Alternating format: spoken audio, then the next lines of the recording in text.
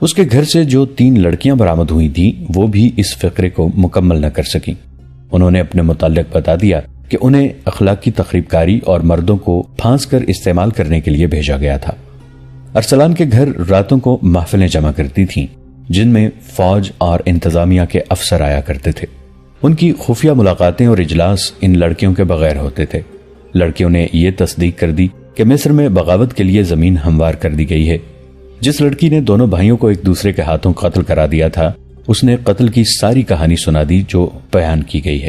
اس نے بتایا کہ وہ الادریس کے بڑے بیٹے کو پہلے ہی اپنے جال میں محبت کا جھانسا دے کر لے چکی تھی۔ اسے ارسلان اپنے باپ الادریس کے خلاف استعمال کرنا چاہتا تھا، لیکن ارسلان نے منصوبہ بدل دیا اور اس لڑکی سے کہا کہ دونوں بھائیوں کو ایک دوسرے کے ہاتھوں قتل کرا دو۔ ایک ہی رات میں تقریباً 250 اونٹ مرکزی دفتر کے سامنے آ گئے۔ ان پر غلہ اور خورد و نوش کا دیگر سامان لدا ہوا تھا۔ یہ اونٹ 3-4 قافلوں کی صورت میں مختلف جگہوں سے پکڑے گئے تھے۔ اناج وغیرہ کو سرحد سے باہر جانے سے روکنے کے لیے گشتی پارٹیوں کا انتظام کیا گیا تھا۔ یہ ان کی پہلی کامیابی تھی۔ ان قافلوں کے ساتھ جو آدمی تھے انہوں نے شہر کے چند ایک بیوپاریوں کے نام بتائے۔ ان بیوپاریوں نے تمام غلہ اور دیگر سامان زیر زمین کر لیا تھا۔ آدھی رات کے بعد وہ یہ سامان باہر کے اجنبی تاجروں کے ہاتھ بیچتے تھے۔ ان آدمیوں نے دیہاتی علاقوں میں بھی چند ایک جگہوں کی نشاندہی کی جہاں اجنبی سے تاجر موجود رہتے تھے اور تمام تر رسد اکٹھی کر کے لے جاتے تھے۔ شتربانوں میں سے بعض نے سرحد کی ایک جگہ بتائی جہاں سے یہ قافلے سوڈان جایا کرتے تھے۔ وہاں ایک سرحدی دستہ موجود تھا۔ انکشاف ہوا کہ اس دستے کا کمانڈر دشمن سے باقاعدہ معاوضہ یا رشوت لیتا اور قافلے گزار دیتا ہے۔ یہ انکشاف بھی ہوا کہ یہ اہتمام ارسلان کی زیر کمان ہو رہا تھا۔ یہ ان سینکڑوں میں سے چند ایک واقعات ہیں جو سلطان ایوبی کی غیر حاضری میں مصر کو لپیٹ میں لیے ہوئے تھے۔ الادریس اور دیگر اعلی حکام نے ارسلان کی غداری اور الادریس کے بیٹوں کی موت اور دیگر واقعات پر غور کرنے کے لیے اجلاس منعقد کیا۔ علی بن سفیان اور غیاث نے یہ مشورہ پیش کیا کہ حالات اتنے بگڑ گئے ہیں کہ ان کے بس میں نہیں رہے۔ بیشتر اس کے کہ مصر میں بغاوت ہو جائے یا فاطمیوں اور فدائیوں کے ہاتھوں کوئی اعلی شخصیت قتل ہو جائے، سلطان ایوبی کو مکمل حالات سے آگاہ کر دیا جائے اور انہیں مشورہ دیا جائے کہ ممکن ہو سکے تو وہ کرک کا محاصرہ اپنے نائبین کے سپرد کر کے قاہرہ آ جائیں۔ ایک قاصد کو تو پہلے ہی بھیج دیا گیا تھا مگر اسے تفصیلات نہیں بتائی گئی تھیں۔ اب سنگین وارداتیں ہو گئیں تو اجلاس میں فیصلہ ہوا کہ علی بن سفیان محاذ پر سلطان ایوبی کے پاس جائے۔ کرک کے محاصرے کو 2 مہینے گزر گئے تھے مگر کامیابی کی کوئی صورت نظر نہیں آتی تھی۔ صلیبیوں نے دفاع کے غیر معمولی انتظامات کر رکھے تھے۔ ایک انتظام یہ تھا کہ شہر میں سامان خورد و نوش کا ذخیرہ کافی تھا۔ ایک جاسوس نے اندر سے تیر کے ساتھ پیغام باندھ کر باہر پھینکا تھا جس میں تحریر تھا کہ اندر خوراک کی کوئی کمی نہیں۔ مسلمان باشندوں پر اتنی سخت پابندیاں عائد کر دی گئی تھیں کہ ان کے گھروں کی دیواریں بھی ان کے خلاف مخبری اور جاسوسی کرتی تھیں، اس لیے اندر تخریب کاری ممکن ہی نہیں رہی تھی، ورنہ خوراک کا یہ ذخیرہ تباہ کر دیا جاتا۔ شہر میں سلطان ایوبی کے جاسوسوں کی بھی کمی تھی۔ وہ کبھی کبھی رات کے وقت تیر کے ساتھ پیغام باندھ کر اور موقع محل دیکھ کر باہر کو تیر چلا دیتے تھے۔ فوجوں کو حکم تھا کہ ایسا تیر نظر آئے تو وہ اپنے کمانڈر تک پہنچا دیں۔ صلیبیوں نے محاصرہ توڑنے کی کوششیں ترک کر دی تھیں۔ وہ سلطان ایوبی کی طاقت زائل کرنا چاہتے تھے۔ سلطان ایوبی ان کی چال سمجھ گئے تھے۔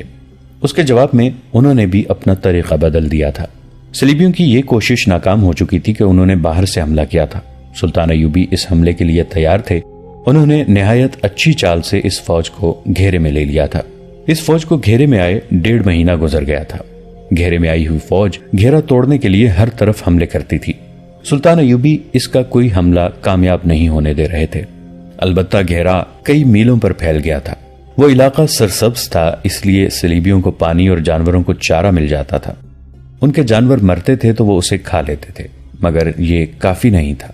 ہزاروں گھوڑوں اور اونٹوں کے لیے یہ چارہ کافی نہیں تھا۔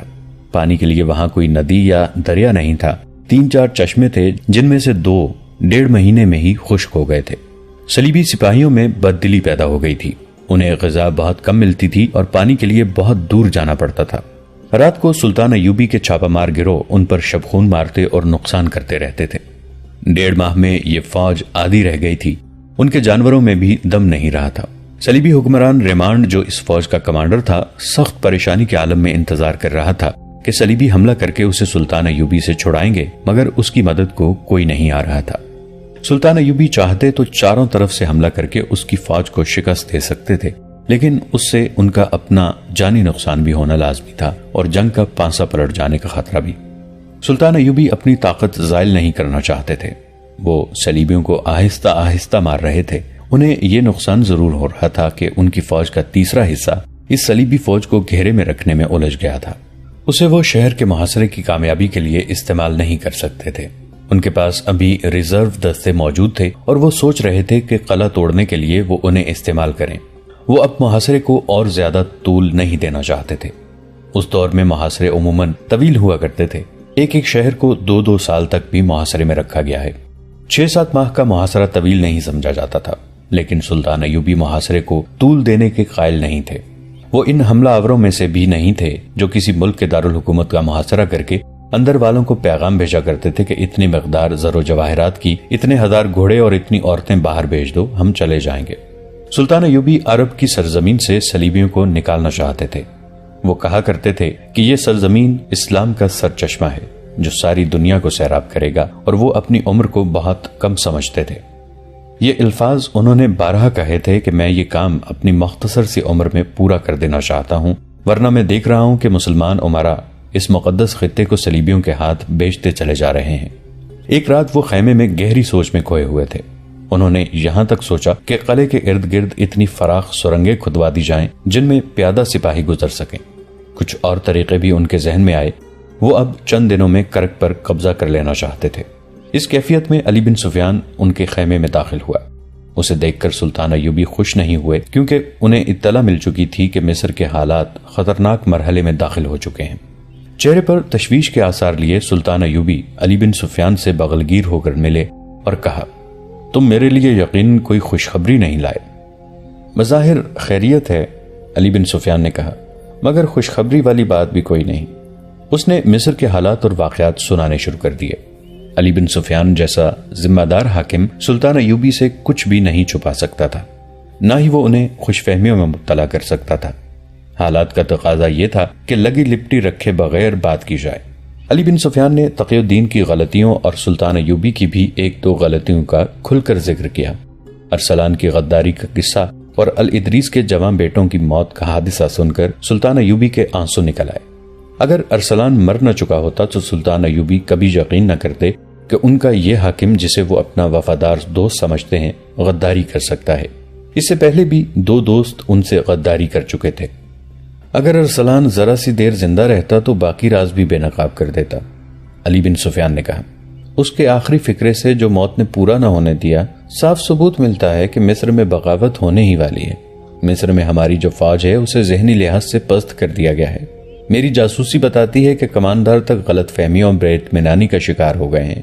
فوج کے لیے غلے اور گوشت کی قلت پیدا کر کے یہ بے بنیاد بات پھیلا دی گئی ہے کہ تمام تر رسد محاذوں پر بھیجی جا رہی ہے، اور یہ بھی کہ فوج کا مال حاکم بیچ کر کھا رہے ہیں۔ دشمن کی سازش پوری طرح کامیاب ہے۔ دشمن کی سازش اسی ملک میں کامیاب ہوتی ہے جہاں کے چند ایک افراد دشمن کا ساتھ دینے پر اتر آتے ہیں۔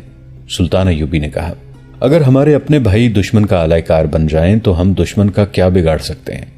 میں جس طرح اللہ کے ان شیروں کے جذبے کے زور پر اور ان کی جانیں قربان کر کے صلیبیوں کو میدان جنگ میں ناخن چنے چبوا رہا ہوں، اسی طرح میرے حاکم بھی پکے مسلمان ہوتے تو آج قبلہ اول آزاد ہوتا اور ہماری اذانیں یورپ کے کلیساؤں میں گونج رہی ہوتی، مگر میں مصر میں قید ہو کے رہ گیا ہوں۔ میرے جذبے اور میرا عزم زنجیروں میں جکڑے گئے ہیں۔ انہوں نے کچھ دیر کی گہری خاموشی اور سوچ کے بعد کہا، مجھے سب سے پہلے ان غداروں کو ختم کرنا ہوگا، ورنہ یہ قوم کو دیمک کی طرح کھاتے رہیں گے۔ میں یہ مشورہ لے کر آیا ہوں کہ اگر محاذ آپ کو اجازت دے تو مصر چلیے، علی بن سفیان نے کہا۔ میں حقائق سے چشم پوشی نہیں کر سکتا علی، سلطان ایوبی نے کہا، لیکن میں یہ اظہار کیے بغیر بھی نہیں رہ سکتا کہ میرے ہاتھوں صلیبیوں کی گردن اور فلسطین چھڑانے والے میرے اپنے بھائی ہیں۔ علی بن سفیان، اگر میں نے غداروں کو اسلام کے دشمنوں کے ساتھ دوستی کرنے والے مسلمانوں کو بھی ابھی ختم نہ کیا تو یہ کبھی ختم نہیں ہوں گے، اور ہماری تاریخ کو یہ گروہ ہمیشہ شرمسار کرتا رہے گا۔ قوم میں ہر دور میں یہ گروہ موجود رہے گا جو دین اور رسول صلی اللہ علیہ وسلم کے دشمنوں سے دوستی کر کے اسلام کی جڑیں کھوکھلی کرتا رہے گا۔ انہوں نے پوچھا، سوڈان کے محاذ کی کیا خبر ہے؟ میں نے تقی الدین کو پیغام بھیج دیا ہے کہ اس محاذ کو سمیٹنا شروع کر دو۔ مصر میں کسی کو بھی معلوم نہیں کہ آپ نے ایسا حکم دیا ہے، علی بن سفیان نے کہا، اور کسی کو معلوم ہونا بھی نہیں چاہیے، سلطان ایوبی نے کہا۔ انہوں نے دربان کو بلایا اور کہا، کاتب کو فوراً بلاؤ۔ کاتب کاغذ اور قلمدان لے کر آیا تو سلطان ایوبی نے کہا، لکھو، قابل صد احترام نور الدین زنگی۔ وہ قاصد بڑا ہی تیز رفتار تھا جس نے سلطان ایوبی کا پیغام اگلی رات کے آخری پہر بغداد نور الدین زنگی تک پہنچا دیا۔ سلطان ایوبی نے اسے کہا تھا کہ راستے میں ہر چوکی پر اسے تازہ دم گھوڑا مل جائے گا، لیکن وہ گھوڑا صرف تبدیل کرے، خود آرام اور کھانے کے لیے نہ رکے، کہیں بھی گھوڑا آہستہ چلے۔ اگر رات کو نور الدین زنگی کے پاس پہنچے تو دربان سے کہہ دے کہ انہیں جگا دے۔ اگر زنگی خفگی کا اظہار کریں تو کہہ دینا کہ صلاح الدین نے کہا ہے کہ ہم سب جاگ رہے ہیں۔ قاصد جب نور الدین زنگی کے دروازے پر پہنچا تو محافظ دستے نے اسے روک لیا اور کہا کہ پیغام صبح دیا جائے گا۔ قاصد نے گھوڑے تو کئی بدلے تھے مگر پانی کا ایک گھونٹ پینے کے لیے بھی نہیں رکا تھا۔ تھکن، بھوک، پیاس اور 2 راتوں کی بیداری سے وہ لاش بن گیا تھا۔ زبان پیاس سے اکڑ گئی تھی، وہ پاؤں پر کھڑا نہیں ہو سکتا تھا اور اس کے منہ سے بات نہیں نکلتی تھی۔ اس نے اشاروں میں بتایا کہ پیغام بہت ضروری ہے۔ نور الدین زنگی نے بھی سلطان ایوبی کی طرح اپنے خصوصی عملے اور دربان اور اپنے باڈی گارڈز کے کمانڈرز کو کہہ رکھا تھا کہ کوئی ضروری بات یا پیغام ہو تو اس کی نیند اور آرام کی پرواہ نہ کی جائے۔ قاصد کی حالت دیکھ کر باڈی گارڈ کمانڈر نے اندر جا کر نور الدین زنگی کو جگایا۔ وہ باہر آ گئے اور پیغام اور قاصد کو ملاقات کے کمرے میں لے گئے۔ قاصد کمرے میں داخل ہوتے ہی گر پڑا۔ زنگی نے اپنے ملازموں کو بلایا اور قاصد کی دیکھ بھال کرنے کو کہا۔ انہوں نے پیغام پڑھنا شروع کر دیا۔ سلطان ایوبی نے لکھا تھا، آپ پر اللہ کی رحمت ہو، میرا پیغام آپ کو خوش نہیں کرے گا۔ آپ کے لیے خوشی اور اطمینان کی بات صرف یہ ہے کہ میں نے حوصلہ نہیں چھوڑا، آپ کے ساتھ کیا ہوا عہد پورا کر رہا ہوں۔ آپ میرے پاس تشریف لائیں گے تو تمام تر حالات سناؤں گا۔ میں نے کرک کو محاصرے میں لے رکھا ہے، ابھی کامیابی نہیں ہوئی۔ اتنی کامیابی حاصل کر چکا ہوں کہ صلیبیوں کی ایک فوج نے شاہ ریمانڈ کی سرکردگی میں باہر سے مجھ پر حملہ کیا تھا۔ میں نے محفوظہ سے اسے گھیرے میں لے لیا ہے۔ اب تک اس کی آدھی فوج ختم کر چکا ہوں۔ بھوکے صلیبی اپنے ان گھوڑوں اور اونٹوں کو کھا رہے ہیں جو انہیں اتنی دور سے یہاں لائے تھے۔ میں اس کوشش میں ہوں کہ ریمانڈ کو زندہ پکڑ لوں، مگر کرک کا محاصرہ لمبا ہوتا جا رہا ہے۔ صلیبیوں کا داغ اور طریقہ جنگ پہلے سے بہت بہتر ہے۔ میں محاصرے کو کامیاب کرنے کے طریقے سوچ رہا تھا اور مجھے امید تھی کہ میرے جانباز مجاہد قلعہ توڑ لیں گے۔ وہ جس جذبے سے لڑ رہے ہیں وہ آپ کو حیران کر دے گا، مگر سوڈان میں میرا بھائی تقی الدین ناکام ہو گیا ہے۔ اس کی غلطی کہ اس نے اجنبی صحرا میں جا کر فوج کو پھیلا دیا ہے۔ وہ مدد مانگ رہا ہے، میں نے اسے محاذ سمیٹنے اور واپس آنے کو کہہ دیا ہے۔ مصر سے آئی ہوئی خبریں اچھی نہیں۔ غداروں اور ایمان فروشوں نے دشمن کا آلائے کار بن کر مصر میں بغاوت اور صلیبی یلغار کے لیے رستہ صاف کر دیا ہے۔ علی بن سفیان کو آپ اچھی طرح جانتے ہیں، وہ خود میرے پاس آیا ہے۔ میں اس کے مشورے کو نظر انداز نہیں کر سکتا کہ میں مصر چلا جاؤں۔ محترم، میں کرک کا محاصرہ اٹھا نہیں سکتا، ورنہ صلیبی کہیں گے کہ صلاح الدین پسپا بھی ہو سکتا ہے۔ دشمن کی گردن میرے ہاتھ میں ہے، آئیے اور یہ گردن آپ اپنے ہاتھ میں پکڑیں۔ اپنی فوج ساتھ لائیں، میں اپنی فوج مصر لے جاؤں گا، ورنہ مصر بغاوت کا شکار ہو جائے گا۔ امید ہے آپ میرے دوسرے پیغام کا انتظار نہیں کریں گے۔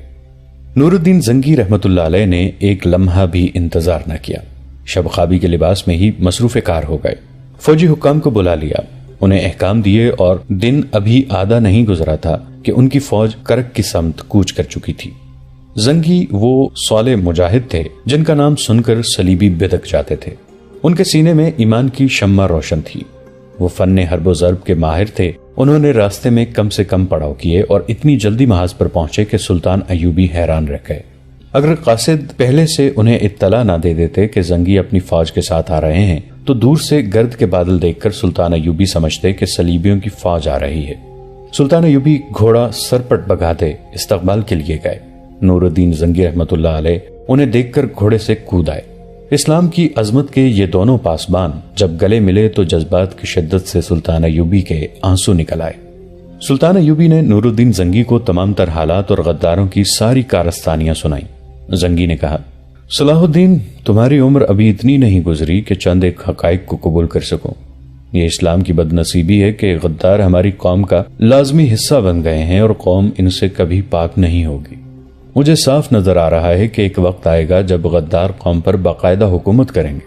دشمن کے خلاف باتیں کریں گے، بلند دعوے کریں گے، دشمن کو کچل دینے کے نعرے لگائیں گے، مگر قوم جان نہیں سکے گی کہ ان کے حکمران دراصل اس کے اور ان کے دین کے دشمن کے ساتھ درپردہ دوستی کر چکے ہیں۔ دشمن انہی کو ڈھال اور انہی کو تلوار بنائے گا اور ان کے ہاتھوں قوم کو مروائے گا۔ پریشان نہ ہو صلاح الدین، ہم حالات پر قابو پا لیں گے۔ تم مصر پہنچو اور تقی الدین کو مدد دے کر سوڈان سے نکالو۔ دائیں بائیں حملے کر کے دشمن کو الجھائے رکھو تاکہ تقی الدین کا کوئی دستہ کہیں گہرے میں نہ آ جائے۔ مصر میں فوجوں کو یکجا کرو اور مصر میں جو فوج ہے اسے میرے پاس بھیج دو، میں اس دماغ سے بغاوت کا کیڑا نکال دوں گا۔ شام کے بعد زنگی نے اپنی فوج کو کرک کے محاصرے پر لگا دیا اور سلطان ایوبی کی فوج پیچھے ہٹائی۔ انہیں فوراً قاہرہ کے لیے کوچ کا حکم دے دیا گیا۔ کچھ غلطی وہاں ہو گئی جہاں سلطان ایوبی نے ریمانڈ کی فوج کو گھیرے میں لے رکھا تھا۔ زنگی نے جب وہاں اپنے دستے اس ہدایت کے ساتھ بھیجے کہ سلطان ایوبی کی فوج کی بدلی کرنی ہے تو احکام اور ہدایات پر کسی غلط فہمی کی بنا پر عمل نہ ہو سکا۔ ریمانڈ نے اتفاق سے اس سمت حملہ کیا جہاں اسے توقع تھی کہ مسلمانوں کا رستہ کمزور ہے۔ اس نے وہاں کسی کو بھی حملہ روکنے کے لیے تیار نہ پایا۔ وہ اس طرف سے نکل گیا اور کچھ فوج بھی نکل گئی۔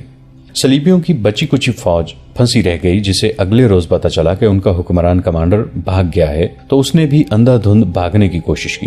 صلیبی اپنی جانیں بچانے کے لیے لڑے، کچھ مارے گئے اور بعض پکڑے گئے۔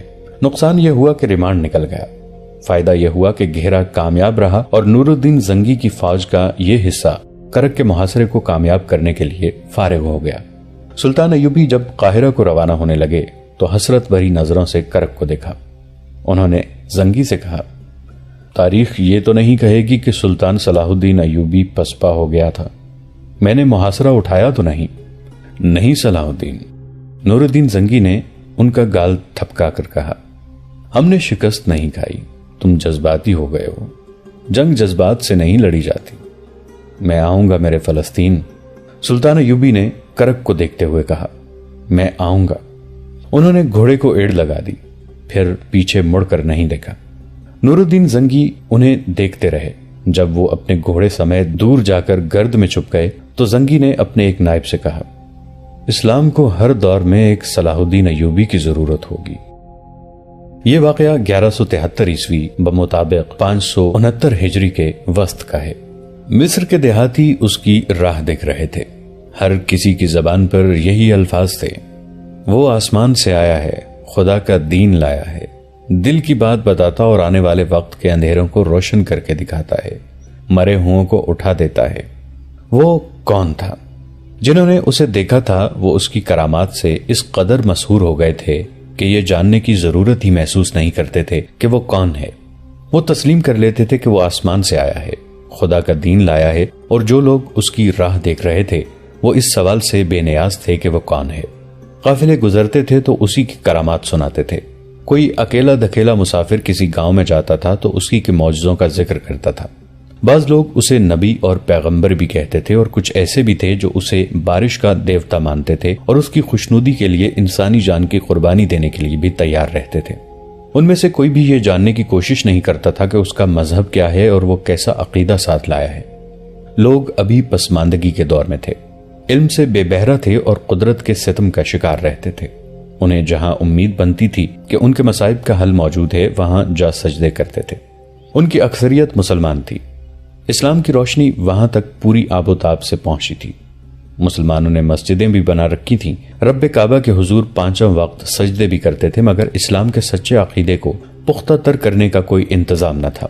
ان کے امام بے علم تھے جو اپنی امامت کو برقرار رکھنے کے لیے لوگوں کو عجیب و غریب باتیں بتاتے رہتے تھے۔ قرآن کو انہوں نے نعوذ باللہ کالے علم کی ایک کتاب بنا ڈالا تھا اور ایسا تاثر پیدا کر رکھا تھا، قرآن کو صرف امام سمجھ سکتا ہے۔ چنانچہ یہ مسلمان قرآن کو ہاتھ لگانے سے بھی ڈرتے تھے۔ ان اماموں نے لوگوں کے دلوں میں غیب کا ایک لفظ بٹھا دیا تھا اور انہیں باور کرا دیا تھا کہ جو کچھ بھی ہے وہ غیب میں ہے اور غیب میں جھانکنے کی قدرت صرف امام کو حاصل ہے۔ اماموں نے انسان کو ایک کمزور چیز بنا دیا تھا۔ اس مقام سے وسوسے اور توہمات پیدا ہوئے۔ صحرائی آندھیوں کی چیخوں میں انہیں اس مخلوق کی آوازیں سنائی دینے لگیں جو امام کہتے تھے کہ انسانوں کو نظر نہیں آ سکتی۔ بیماریاں جنات اور شرار بن گئیں۔ امام معالج اور عامل بن گئے جنہوں نے دعویٰ کیا کہ ان کے قبضے میں جنات ہیں۔ انسان غیب سے اور غیب کی سزا سے اتنے خوفزدہ رہنے لگے کہ ان کے دلوں میں اسلام کا عقیدہ کمزور پڑ گیا اور وہ ہر اس آواز پر لبیک کہنے لگے جو انہیں غیب کی مخلوق اور غیب کی سزا سے بچانے کا یقین دلاتی تھی۔ یہی وجہ تھی کہ لوگ بےتابی سے اس کی راہ دیکھتے تھے جو آسمان سے آیا اور مرے ہوئوں کو اٹھا دیتا تھا۔ دوستو، آج کے لیے اتنا ہی۔ اسی کہانی کی اگلی قسط کے ساتھ بہت جلد حاضر ہوں گے۔ نیچے کامنٹ سیکشن میں اپنی رائے کا اظہار ضرور کیجیے گا۔